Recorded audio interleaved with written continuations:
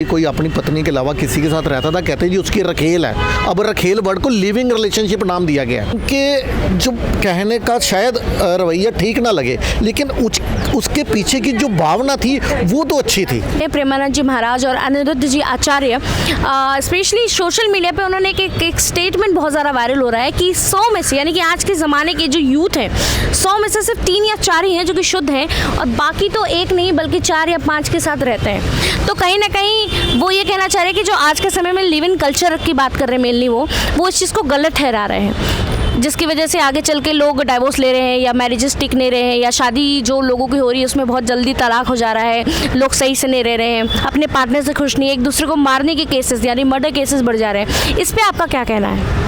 देखिए ऐसा है कि उनके, मैंने ये भी देखा कि उनके बयान को बहुत ज़्यादा क्रिटिसाइज़ किया गया। मुझे बताइए कि जो उस संत ने, एक संत की जो भाषा होनी चाहिए थी, उन्होंने भारत की संस्कृति के बारे में बताया है कि हमारी जो संस्कृति है वो वेस्टर्न कल्चर वाली नहीं है। जैसे वेस्टर्न कल्चर में क्या है कि एक लेडी 2-2 3-3 शादियाँ कर रही है, कोई उसको पूछने वाला नहीं है। जैसे वहाँ पे बेटी बाप को बोलती है अमेरिका में कि पापा मेरी शादी में नहीं आए, तो कहता सॉरी बेटा नेक्स्ट टाइम पक्का आऊँगा, मतलब तुम्हारी अगली शादी में ज़रूर आऊँगा। तो हमारे इधर जो वेस्टर्न कल्चर, देखो भारत की संस्कृति पे वेस्टर्न कल्चर का इतना अधिक प्रभाव है, मतलब नग्नता इतनी बढ़ चुकी है हॉलीवुड में, या फिर अब ये जो OTT प्लेटफॉर्म है, अगर उसको सेम बनाने के लिए, रोकने के लिए यदि भारत के एक संत ने कोई ऐसा बयान दे भी दिया, देखो इंडोर्स करने के लिए नग्नता को तो मल्टीपल प्लेटफॉर्म है, कितने सारे बयान हैं, लेकिन उसको अगर रोकने के लिए एक सिंगल स्टेटमेंट किसी भारत के एक संत ने दी तो इसको इतना ज़्यादा क्रिटिसाइज़ करने की ज़रूरत क्या है। मैं देख रहा था न्यूज़ चैनल वाले भी बड़े बड़े जो हैं वो भी इस तरह से, मतलब ऐसी कैप्शन यूज़ कर रहे थे, ऐसी हेडलाइन बता रहे थे कि जैसे पता नहीं उस संत ने कितना बड़ा अपराध कर दिया। देखो जो उन्होंने बोला वैसे तो फैक्ट है ही है। आप जो क्लबों में जाते हैं, जो डिस्को में जाते हैं, मुझे बताओ क्या कोई ये चाहेगा कि मेरे घर की, जहाँ हमारी कोई बहू जो बने, जहाँ हमारे घर में जो औरत शादी करके आए उसके पहले 3-3 या 4-4 अफेयर्स रहे हों? कोई चाहेगा? नहीं चाहेगा। लेकिन उन्होंने ये रियलिटी बताई कि आज की डेट में हो क्या रहा है। साथ में उन्होंने ये बोला अनिरुद्ध आचार्य ने कि एक सही एज में औरतों की शादी, एक लड़की की शादी हो जानी चाहिए।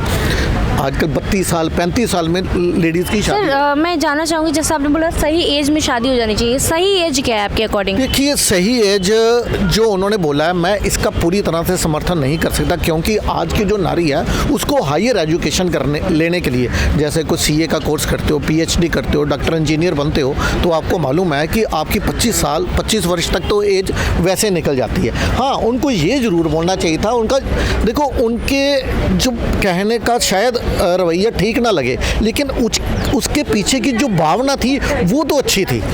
उन्होंने शायद शब्दों का उच्चारण सही ना किया हो, उन्होंने बोला कि जल्द शादी कर देनी चाहिए, 25 से 28 साल तक वेट नहीं करना चाहिए, लेकिन ऐसा नहीं है। चाहे 28 साल हो चाहे 30 साल हो, उनको ये बोलना चाहिए कि उनको अपने पे संयम बना के रखना चाहिए कि इस तरह से 3-3 4-4 रिलेशन। देखो लिविंग का जो अब भारत के अंदर फैशन हुआ कि लिविंग रिलेशनशिप में, और मैंने ये भी देखा बड़े बोल्ड से, मतलब बड़े मतलब बोस्टफुली बताया जाता है कि I am in a living relationship. पहले तो ये बोला जाता था यदि कोई अपनी पत्नी के अलावा किसी के साथ रहता था, कहते जी उसकी रखेल है। अब रखेल वर्ड को लिविंग रिलेशनशिप नाम दिया गया है।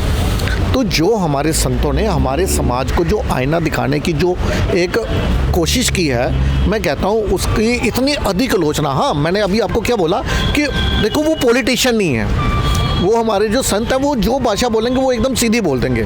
उन्होंने ये नहीं देखना कि इसकी प्रतिक्रिया क्या आएगी क्या नहीं आएगी। उन्होंने समाज के अंदर जो देखा, जो उनके पास औरतें आती थी, जो उनके श्रद्धालु आते थे, अपनी जिस तरह के केसेस उनके सामने आते थे, उन्होंने उसी को देख के अपनी भावना को प्रकट किया।